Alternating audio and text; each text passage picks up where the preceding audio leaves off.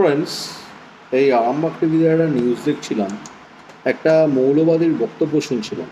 হুম, এই মৌলবাদীটা বলছে যে এই বাংলাদেশে যে হিন্দুদের ওপর অত্যাচার হচ্ছে, হুম, সেই ঘটনাগুলো এই রিপাবলিক বাংলা দেখাচ্ছে, আরামবাগ টিভি দেখাচ্ছে, এখানকার মিডিয়াগুলো যে দেখাচ্ছে, হ্যাঁ, ওই মৌলবাদীটা বলছে যে এগুলো নাকি ফেক নিউজ দেখানো হচ্ছে।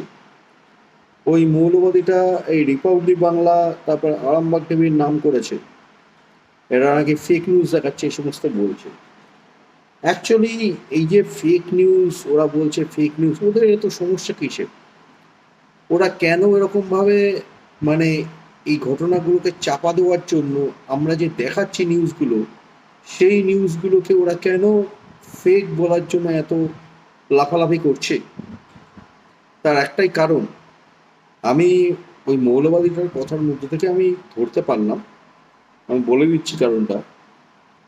এই যে আমরা যে নিউজগুলো পেয়ে যাচ্ছি, হুম, এতে কি হচ্ছে, আমরা যারা হিন্দু তারা ঐক্যবদ্ধ হয়ে যাচ্ছি। আর এই ঐক্যবদ্ধ হলেই ওদের সমস্যা, ওরা তাহলে পশ্চিমবঙ্গকে পাকিস্তান বানাতে পারবে না।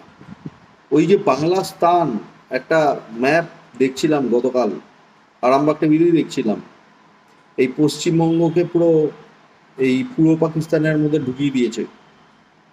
ঠিক আছে, পশ্চিমবঙ্গ, তারপরে উড়িষ্যা, বিহার, সব কিছুকে নিয়ে আমি দেখছিলাম একটা ম্যাপ। তো ওরা এরকম বানিয়ে রেখে দিয়েছে বাংলাস্তান, ওটা ওদের টার্গেট আর কি, ওরা পশ্চিমবঙ্গ পাকিস্তান বানাবে। তো এবার যদি হিন্দুরা যদি একত্র হয়ে যায়, ঐক্যবদ্ধ হয়ে যায়, তাহলে তো ওদের এই প্ল্যানটা সাকসেসফুল হবে না।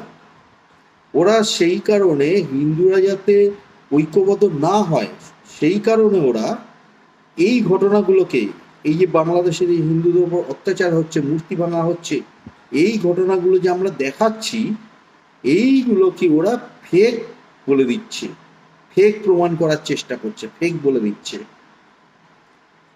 ফেক বললে ভাবছে যে এখানে মানুষ বিশ্বাস করবে, কেউ পাত্তা দেয় না এদের।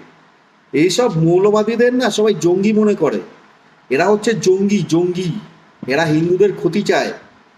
ঠিক আছে, সেই কারণে হিন্দুদের ব্রেন ওয়াশ করছে। আমরা যে নিউজগুলো দেখাচ্ছি বাংলাদেশে হিন্দুদের উপর অত্যাচার হচ্ছে, সেইগুলো করে ফেক বলে দিচ্ছে। হ্যাঁ, রিয়েল নিউজটা দেখাচ্ছি বলে ফেক।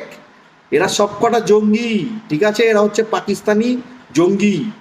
একবার এদের ভালো করে চেয়ে নাও, এরা হিন্দুদের ক্ষতি চায়, এরা ভারতবর্ষকে টুকরো টুকরো করতে চায়। সেই কারণে এইসব জঙ্গিদের ধ্বংস করে দিতে হয়। এইটাই হচ্ছে সিস্টেম ভারতবর্ষের। সুতরাং ভারতবর্ষের মধ্যে থাকতে হলে এইসব বলা বন্ধ করো, অরিজিনাল জিনিসকে মানো, না হলে এই ভারতবর্ষে আর থাকতে পারবে না এইসব জঙ্গিরা।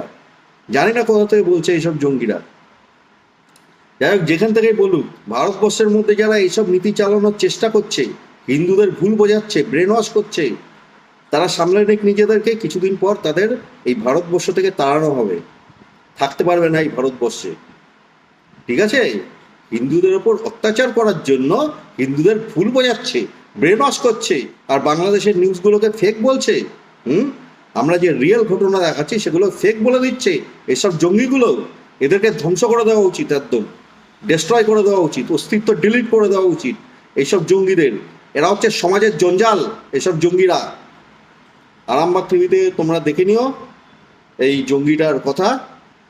ঠিক আছে, এটা হচ্ছে বিষয়। তো ঠিক আছে ফ্রেন্ডস, এখন আসছি, টাটা, জয় হিন্দ, জয় শ্রীরাম, ওম নমঃ শিবায়।